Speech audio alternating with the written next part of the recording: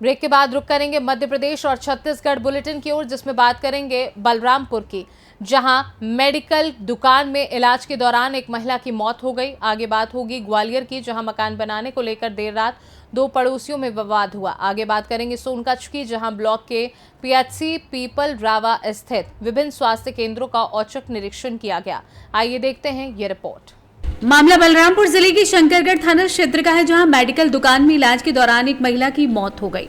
जानकारी के मुताबिक महिला बवासीर के इलाज के लिए शंकरगढ़ के बचवार में स्थित लक्ष्मी मेडिकल पहुंची थी, जहां पर इलाज के बाद उसकी हालत गंभीर हो गई। इसके बाद उसकी मौत हो गई। मामले में पुलिस ने मर्ग कायम कर लिया है और शव को पोस्टमार्टम हेतु भेज दिया गया है। महिला हॉस्टल अधीक्षिका के रूप में पदस्थ थी। महिला के परिजनों ने उचित कार्रवाई की मांग की है। मामले में पुलिस ने बताया कि अभी जांच चल रही है और पीएम रिपोर्ट के बाद आगे की कार्रवाई शुरू की जाएगी।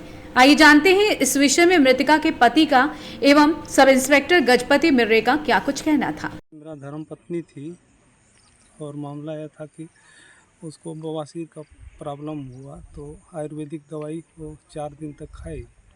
तो बोले थे कि ये दर्द कम नहीं होगा तो आप फिर आ जाना, दर्द का फिर दवाई लगाएंगे ऐसे करके। तो फिर वापस मैंने चौथे दिन आया फिर उनके पास, तो दर्द हो ही रहा था। तो मैडम बोली कि चलो दर्द का इंजेक्शन लगवा दो ऐसे करके। जाके उनको बताए, फिर वो एंटीबायोटिक लगाए क्या मोन्टाज करके, और जैसे लगाए इसके बाद तुरंत हाथ में झुनझुनी आ रहा है बोली, और लेट गई। लेटने के बाद जो है फिर बातें नहीं की, लंबा लंबा सांस ली, इसके बाद शांत हो गई। ये लक्ष्मी मेडिकल स्टोर, बंगाली कहते हैं, पूरा नाम तुम्हें भी अभी याद नहीं आ रहा है मेरे को। गायत्री तिर्की को इलाज हेतु लक्ष्मी मेडिकल दुकान बचवार लाए थे, जहाँ बंगाली डॉक्टर के पास लाए और बताया कि इसको बवासीर का बीमारी है और दर्द बढ़ गया है, बोल करके उसे उपचार कराया। जो बंगाली डॉक्टर के द्वारा 2 इंजेक्शन लगाए और कुछ ही देर बाद उसकी स्थिति बिगड़ी और कुछ देर बाद उसकी मृत्यु हो गई।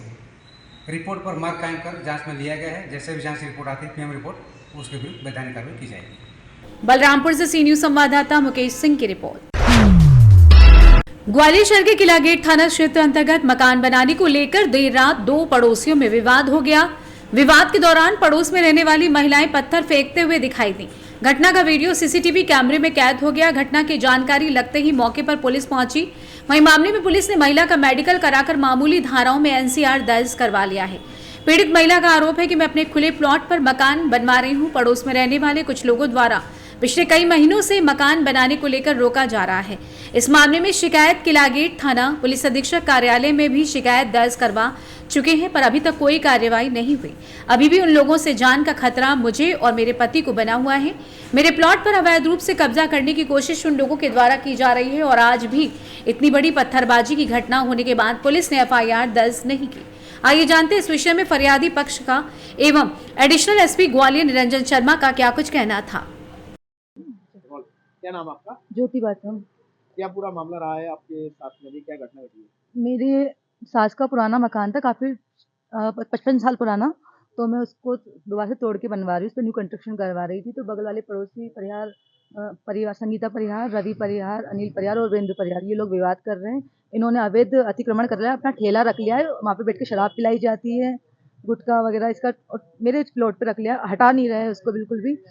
मेरा काम चल रहा है। आज जब मैं उसको देखने, किसी की ने सूचना भी भेजी मेरे पास कि ना आपकी दीवार तोड़ दी गई है आपके प्लॉट की। जब मैं देखने गई वहाँ पे मेरे नंद बच्चों के साथ, तो उन लोगों ने हम पे ना ईंट पत्थर वगैरह बरसाने शुरू कर दी। इसमें मेरी ननद के काफ़ी हाथ में चोट आई है, पूरा हाथ उनका टूट गया है, हड्डी वगैरह जो भी, और बच्चे के भी मेरे काफ़ी चोट आई है हाथ में। तो आप खुले में शराब कौन पिलाता है? कौन? वो लोग, वही संगीता परिहार, वीरेंद्र परिहार वगैरह। आपका पहले भी झगड़ा हुआ है? जी हाँ, कई बार शिकायत करी है मैंने। 3 बार तो मैं एसपी ऑफिस में देके आई हूँ, 2-3 बार मैं यहाँ देख के, यहाँ तो कई बार आ गई चुकी हूँ, कोई कार्रवाई नहीं होती थी। तो आज क्या घटना घटी थी रिसेंटली? आज ये घटना घटी ना कि मेरी दीवार तोड़ दी गई। जिस प्लॉट का मैं काम करवा रही हूँ उसकी दीवार तोड़ दी गई। जब मैं देखने गई, किन लोगों ने दीवार तोड़ी है? वीरेंद्र परिहार, संगीता परिहार, अनिल परिहार, रवि परिहार। जब आप अभी गए मौके पे, आपने देखा, विरोध किया, तो उनका क्या कहना था? उन लोगों ने कुछ कहा ही नहीं, उन्होंने तो मेरे ऊपर हथियार लेकर दौड़ पड़े और ऊपर से ईंटें पत्थर फेंकी उन्होंने बहुत ज्यादा। अभी आपने शिकायत करी है, थाने पे आए हो? हाँ, शिकायत की है, FIR हुई है। अब आगे क्या चाहते हो आप? देखते हैं, बस मेरे को मेरा काम हो जाए, मुझे मकान का शांति पूर्वक, अभी और भी ये आपको ठेला वेला हट जाए, और जो ये बच्चे मेरे इनकी कार्रवाई की जाए, क्या छोड़ा नहीं जाए अब क्या इन लोगों लगता है इतनी बड़ी कार्रवाई अभी हुई, आपके साथ मारपीट हुई, अभी भी आपको डर है? हाँ हाँ, बिल्कुल डर है। यहाँ पर मुझे ग्वालियर का बिल्कुल कोई प्रशासन वगैरह किसी का कुछ समझ में नहीं आ रहा। नहीं, मुझे तो बहुत डर है, कभी भी मेरे साथ कुछ हादसा हो सकता है, और इसका जिम्मेदार ये ग्वालियर प्रशासन वगैरह सब होंगे। ग्वालियर थाने में एक प्लॉट को लेकर उसकी दीवार बनाने की बात पर से दो पक्षों में विवाद का मामला सामने आया। एक परिवार बाथम परिवार है, दूसरा परिहार परिवार है। बाथम परिवार का कहना यह है कि दीवार बनाने की बात पर से इनने विवाद किया और पत्थरबाजी करी। उनकी रिपोर्ट दर्ज की गई है और जांच कर वैधानिक कार्रवाई की जा रही है, और दोनों पक्ष पुनः झगड़ा न करें इसलिए प्रतिबंधात्मक कार्रवाई करने हेतु थाना प्रभारी को निर्देशित किया गया। ग्वालियर से सी न्यूज संवाददाता शिवम सिंह चौहान की रिपोर्ट। खैरागढ़ जिले के शासकीय कन्या उच्चतर विद्यालय छुई खदान में छात्राओं ने प्रिंसिपल के खिलाफ मोर्चा खोल दिया है। छात्राओं का आरोप है कि प्रिंसिपल उनके धर्म और धार्मिक भावनाओं के साथ छेड़छाड़ कर रहे हैं और उन्हें धर्म परिवर्तन के लिए मजबूर कर रहे हैं। एबीवीपी के सहयोग से छात्राओं ने इस मुद्दे को लेकर जिला शिक्षा अधिकारी को ज्ञापन सौंपा है। ये मामला पहले भी छुई खदान विकासखंड शिक्षा अधिकारी के पास पहुंच चुका था, लेकिन शिक्षा अधिकारी ने इसे हल्के में लिया और कोई ठोस कार्यवाही नहीं की। इसके बाद छात्रों ने एबीवीपी के नेतृत्व में एक बड़े पैमाने पर विरोध प्रदर्शन किया। छात्राओं ने 100 से अधिक की संख्या में एसडीएम कार्यालय पहुंचकर जिला शिक्षा अधिकारी को ज्ञापन सौंपा। ज्ञापन में उन्होंने तत्काल प्रिंसिपल के निलंबन की मांग की है, और अब देखना ये होगा कि जिला शिक्षा अधिकारी इस मामले पर किस दिशा में कार्यवाही करते हैं और क्या छात्रों की मांगों को गंभीरता से लिया जाएगा। यदि जल्द ही कोई कार्यवाही नहीं होती तो विरोध और बढ़ सकता है। इस मामले की जांच जल्द से जल्द करनी होगी ताकि छात्राओं के अधिकारों की रक्षा हो सके और स्कूल में शांति बनी रहे। खैरागढ़ से सी न्यूज संवाददाता हेमंत पाल की रिपोर्ट। आगर जिले के नलखेड़ा नगर के किराना व्यापारी की कानड़ के पास निर्मम हत्या करने के मामले में गुरुवार को 12 बजे अकोदिया नगर के सकल जैन समाज ने आरोपियों को जल्द पकड़ने के लिए दिगंबर जैन मंदिर में मौन जुलूस निकाला। मौन जुलूस दिगंबर जैन मंदिर से प्रारंभ होकर टेंशन चौराहा, झंडा चौक, शिवाजी मार्केट होते हुए टप्पा कार्यालय पहुंचे, जहां पर नायब तहसीलदार की अनुपस्थिति में थाना प्रभारी आर.के. गौड़ को मुख्यमंत्री के नाम ज्ञापन दिया। ज्ञापन का वाचन करते हुए नरेंद्र मेहता ने बताया कि नलखेड़ा के किराना व्यापारी व जैन समाज के सुबोध पिता मूलचंद रूनपाल 15 नवंबर को घर से नागेश्वर तीर्थ जाने के लिए कार से निकले थे। उसी दिन उनको नागेश्वर से शाजापुर वकील से मिलने जाना था, पर वह शाम तक शाजापुर नहीं पहुंचे। वह मोबाइल भी बंद रहा। परिजनों ने संपर्क करना चाहा तो नहीं हो पाया। 17 नवंबर को नलखेड़ा थाने में परिजनों ने गुमशुदगी दर्ज करवाई। इधर कानड़ थाने से जानकारी मिली कि अज्ञात लाश मिली है। परिजनों ने 18 नवंबर सुबह शिनाख्त सुबोध के रूप में की। इस घटना से संपूर्ण समाज में रोष है।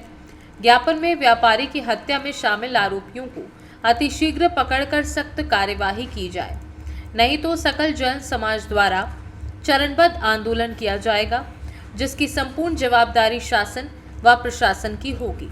शाजापुर से सी न्यूज संवाददाता रमेश राजपूत की रिपोर्ट। सिवनी मालवा के वनग्राम कोयला झील और नंदरवाड़ा के जंगलों में आबकारी विभाग ने अवैध शराब के विरुद्ध बड़ी कार्यवाही की है। आपको बता दें कि अवैध मदिरा की बिक्री, निर्माण, परिवहन एवं संधारण के विरुद्ध चलाए जा रहे विशेष अभियान के तहत आबकारी विभाग द्वारा ये कार्यवाही की गई है, जिसमें 3,500 किलोग्राम महुआ लहन जब्त कर नष्ट किया है। जब्त सामग्री की अनुमानित कीमत लगभग 3,50,000 रुपये बताई जा रही है।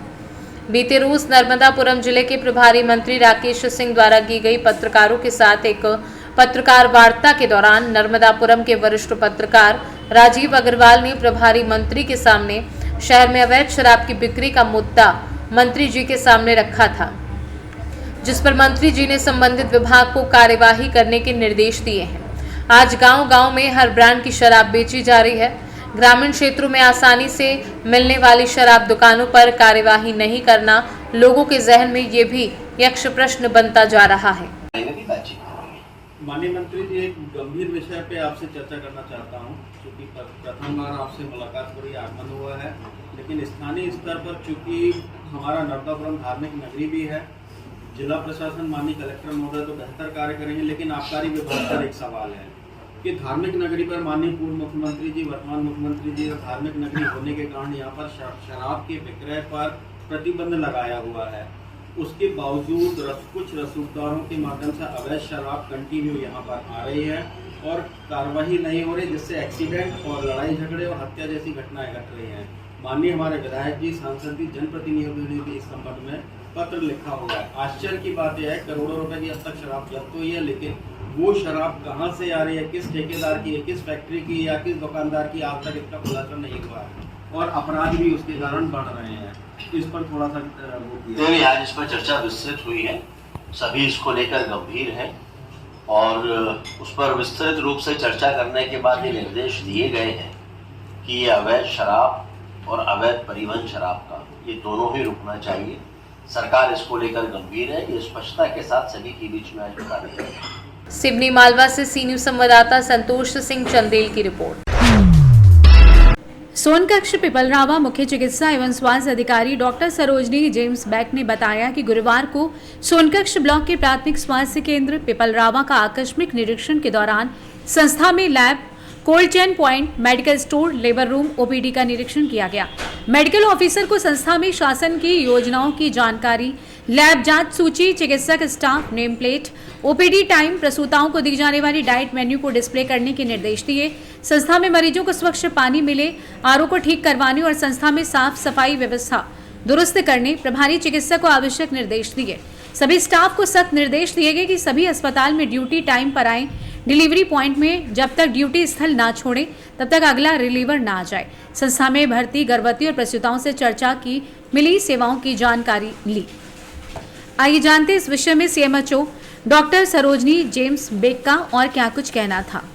मैंने सभी डिपार्टमेंट में जाकर निरीक्षण किया है और उसमें कुछ जो कमियां रही हैं उसको मैंने 2-3 दिन के अंदर पूरा करने की हिदायत दी है और साथ में बीएमओ साहब भी थे तो उनको भी दिया है कि जो भी कमियां अगर होंगी यहाँ पर, अगर दवाइयों की कमियां हो या कोई अन्य चीज़ों की सामग्री की कमियां हो तो आप अपने सामुदायिक स्वास्थ्य केंद्र से हमारे यहाँ इनके भेजने का कष्ट करें। मैडम 8 नवंबर को एक रात में यहाँ पर 2 महिलाएं डिलीवरी के लिए आई थी और उस समय यहाँ पर डिलीवरी करने के लिए कोई भी स्टाफ उपस्थित नहीं था, तो उस मामले में बीएमओ साहब द्वारा भी नोटिस जारी किए गए थे, तो आगे उस पर क्या कार्रवाई होगी? उस पर जो भी दोषी पाया जाएगा बिल्कुल उस पर कार्रवाई की जाएगी। ठीक है। मतलब स्टाफ की जो कमी है उसके लिए आप अपनी तरफ से विभागीय तौर पे क्या कार्रवाई कर रहे हैं? स्टाफ की जो कमी है उसको हम पूरी कोशिश करेंगे कि उसकी कमियां भी दूर हो जाएं। अगर कहीं एक्स्ट्रा होंगे हमको उनको कोशिश करेंगे, जब तक शासन द्वारा नहीं बधाई की जाती है कोई कर्मचारी तब तक हम उससे बिल्कुल उसका समायोजन करके हम आगे कार्य को बढ़ाएंगे। एक महिला चिकित्सक अगर यहाँ उपलब्ध हो जाए तो बहुत अच्छा रहेगा। हाँ बिल्कुल, हम प्रयास करेंगे कि महिला चिकित्सक नहीं, बहुत अति आवश्यक है। हाँ आवश्यक है। सोनकक्ष से सी न्यूज संवाददाता साजिद की रिपोर्ट।